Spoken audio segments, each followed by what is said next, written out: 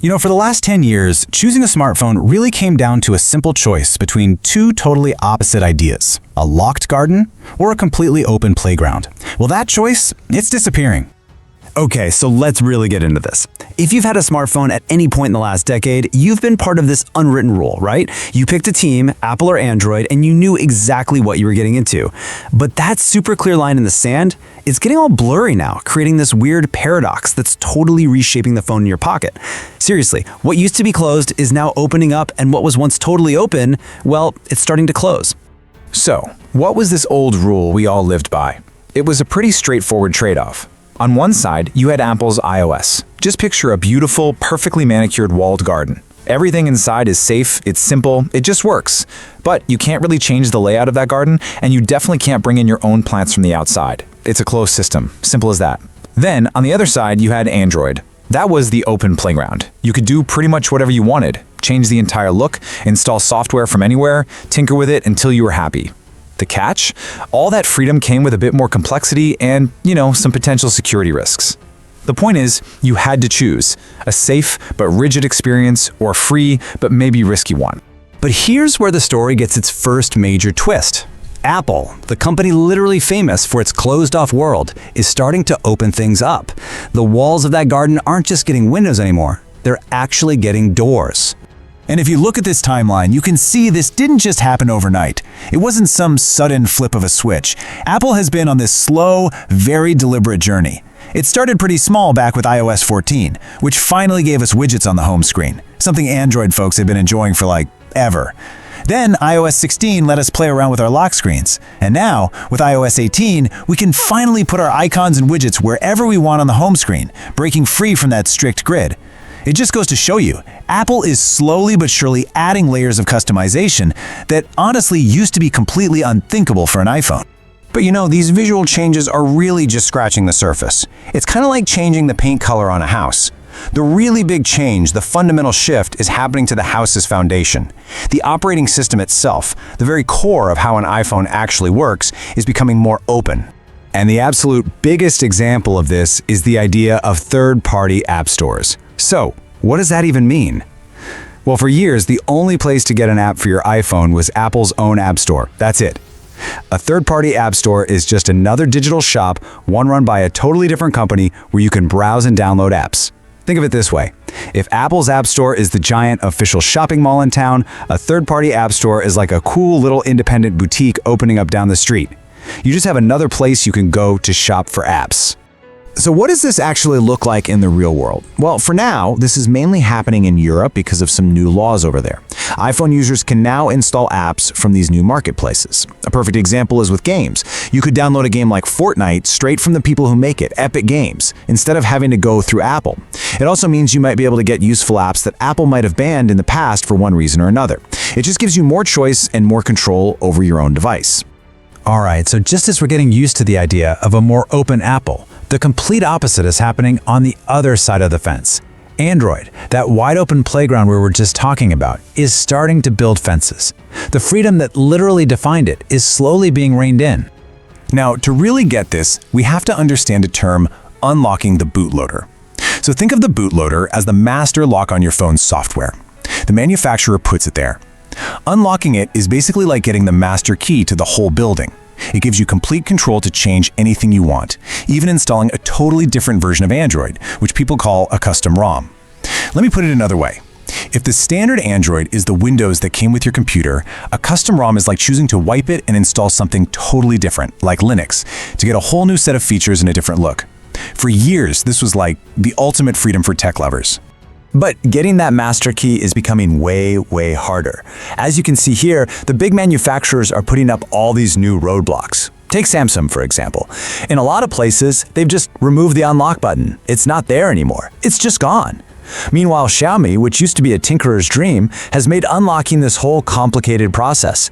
Now you need to pass a difficult exam, and you're limited to only 3 unlocks a year. And get this, even on Google's own Pixel phones, if you unlock the bootloader, it breaks key security features. That means important apps like your banking app or even Netflix will just flat out refuse to run, making your phone a lot less useful for everyday stuff. And this isn't just about the companies making the phones. Google itself, the creator of Android, is changing the operating system's core programming. They're making updates happen faster and are removing some of the bits and pieces that developers used for customization. This makes it incredibly difficult for the passionate developers who create those custom ROMs to even keep up. So in other words, the very foundation of Android is becoming less and less friendly to that kind of deep tinkering. So okay, this all leads us to the biggest question of all. Why? Why is the closed system suddenly opening up? And why is the open system closing down? It turns out there are two really powerful and actually very different forces pushing these changes. For Apple, it's really two things. First, and this is the big one, is pressure from governments. Lawmakers, especially in Europe, have passed new rules like the Digital Markets Act, and they're basically designed to force big tech companies to allow more competition. So Apple is kind of being forced to open its platform. The second reason is just plain old user demand. I mean, for years, people have wanted more ways to personalize their iPhones. A lot of people even went through this complicated process called jailbreaking just to get these features. Now Apple is just building those popular features right into iOS. It gives people what they want in a safe, official way, and it keeps them happily inside Apple's world. Now for Android, the story is completely different, and it all boils down to one word: security. And the scale of the problem is just staggering. Look at this chart. A recent report found that 63% of users in Asia have run into a financial scam. Let that sink in. That's more than 6 out of every 10 people who've been targeted. This isn't some small niche problem, it is a massive, widespread threat. So how are these scammers pulling this off? The main way is by tricking people into installing malicious apps from, well, anywhere but the official App Store. On Android, an app file is called an APK. Scammers will call someone up pretending they're from the police or their bank. They create this huge sense of panic saying, you have to install this special security update right now. But that app, that APK file, is actually malware, and it's designed to steal your banking info. Android's greatest strength, its openness, is the very thing being used against its users. So once you understand that threat, the reasons Android is locking down becomes super clear. The number one reason is a huge push for security. By making it harder to install apps from random places, they're protecting everyday users, like our parents or grandparents, from these awful scams. But there are other reasons too. Some companies will point to regulations about radio signals, arguing that custom software could mess with them illegally. And honestly, for a lot of people, the motivation to tinker is just gone. The cool features that used to require hacking your phone, like tuning your processor for better gaming, are now just standard options you can find in the settings menu. Okay, so we've seen Apple opening up and Android closing down. Let's pull all this together and talk about what this new world means for you the next time you go to buy a smartphone. The most important thing to take away from all this is that the old trade-off is basically dead. It is no longer a simple choice between iOS for safety and Android for freedom. Both of them are moving towards the middle. They're both trying to land in this new sweet spot, a place we can call customizable safety, where you get to personalize the look and feel of your phone, but all those deep, potentially dangerous system changes are blocked off to keep you safe. And looking down the road, we can probably see 3 big trends taking shape. First, this convergence is going to continue. Both iOS and Android will offer awesome surface-level customization, but deep system access will be a thing of the past for most phones. Second, this is going to lead to a split in the market. You'll have your mainstream, super secure phones from Apple and Samsung, and then you'll have these very niche devices for hobbyists who want total control, but those phones might not be able to run their banking app. And third, and this might be the most important one, is what I'd call effortless safety. The end result of all these changes is that it will be so much harder for the people in our lives who aren't tech experts to get tricked by these nasty app scams. So ultimately, the whole conversation has changed.